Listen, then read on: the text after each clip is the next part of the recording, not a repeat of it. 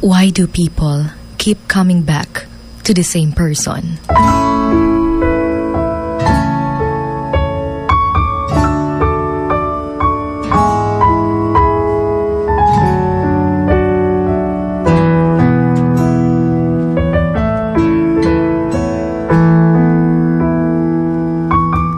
Bakit nga ba mas pinipili nating bumalik pa rin sa taong minsan nating minahal? Usual na sagot dyan mahal ko pa kasi. Kaya gusto ko pa siyang balikan.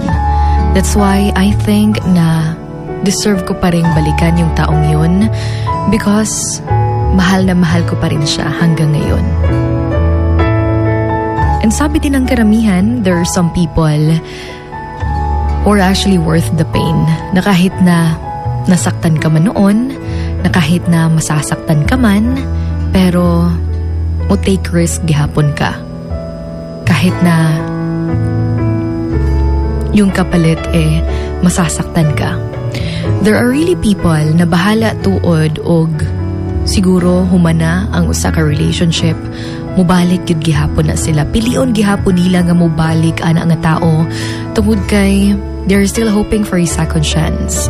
Nagbabakasakali pa rin sila na baka sa pangalawang pagkakataon, dito na nga mo grow ang love. Dito na nimo makita nga kamo nagyudaing duha ang para sa usag-usa. But there are some people na hindi talaga natin mapipilit na balikan din tayo. Kahit na gustong-gusto gud nimo bitaw nga mobalik sa iya, if kana pud nga tao dili na gyud ganahan pud sa imuha, and I think that's the time nga mo distansya na ta sa iya ha. Bahala to og sakit para sa ato tungod kay gilove lagi nato. No na magoy uban diha nga gusto gid gihapon nilang mobalik silahang ex. Yung hindi pa rin sila nakaka-move on, yung hindi pa rin nila kaya na wala na sila'y connection sa taong ilang gigugma sa una. Kaya naman, they're still looking for chances. They're still looking for a lot of options kung paano mapalapit sa taong minsan nilang minahal. Pero siguro, hindi sa lahat ng panahon kasi mapipilit natin yung isang tao. And I think dili pod nato angay nga pugso ng usa ka tao nga kita ang pilion. Samot alam naman natin na there's a deeper nga reason kung bakit nag-end yung relationship niyo noon. Kaya it's also important na ito ang malantaw kung ano yung mga bagay na naging rason kung bakit nga ba talaga kayo nagkahiwalay.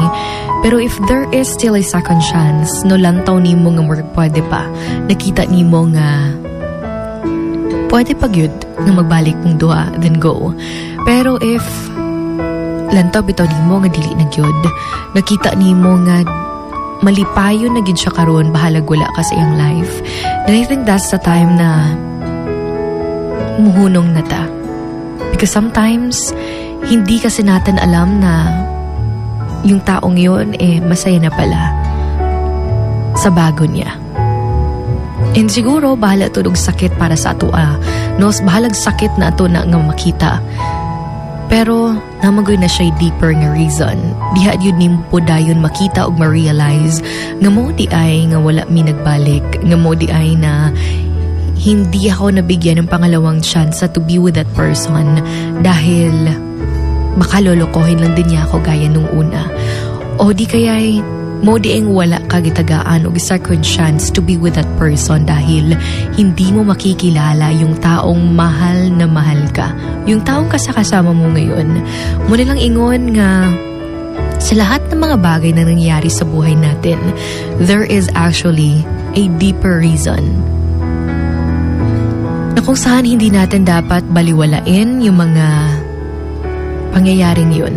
Nga feeling ni mo bitaw nga nahitabo ni failure na dayon ko, nga nag-fail na dayon ko sa life. No. There's actually a reason behind it. So, ang imuha lang yun diha is paglantaw sa different perspective aron imuhang masabtan ng usa ka butang. The same with applying siguro for a certain job or for a certain position nga makaingon ka nga kapila naman ko ka beses ani wala man gyud gihapon ko nadawat. Maybe because that's not for you. Always look at those doors nga nag-open para sa imuha. Those are actually the opportunities nga dapat nimo nga sunggaban, no? Nga dapat nimo nga i-go. So hinay-hinay lang, one step at a time, because we have our own different definition of success eh. Iba't iba naman talaga yung definition nato sa ginatawag nato nga success. There are some people nga successful sila kung siguro nakagraduate na sila, kung na sila sa job, or kung nasettle na sila with someone special. But there are also some people nga gusto nila lahi ilahang definition sa success. Gusto nila nga maka-travel sila, gusto nila nga maka-help sila silang family in return. Munang dili nato pwede nga i-judge ang usa ka tao if ever man pud gani nga mingon siya nga hinay-hinay lang sa pagkabot sa imuhang mga damgus kinabuhi, because different man pud gyud ang ato ang panglanto in life. Different ang atong status in life. The most important thing there is masaya ka abang ginagawa yung mga bagay na yun para mahimo kang successful sa imuhang own life, sa imuhang kaugalingon mismo. And going back to love, dili nimo need nga pugson ang usa ka tao nga higugmaon ka, dahil iba't iba naman yung definition pod sa love sa usa ka tao.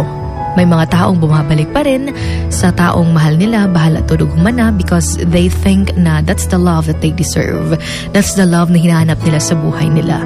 But there are also some people na talagang bumibitaw na kahit sobrang okay na nila, because they're not that happy with that person. And they think nga mas malipay day sila, mas malipayon sila, bahalag mag-inusara sila. Kana siya but nagpasabot nga we have our own different lives.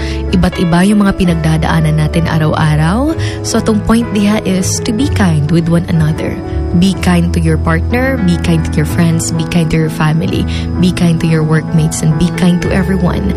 Dahil hindi natin alam yung mga pinagdadaanan nila araw-araw.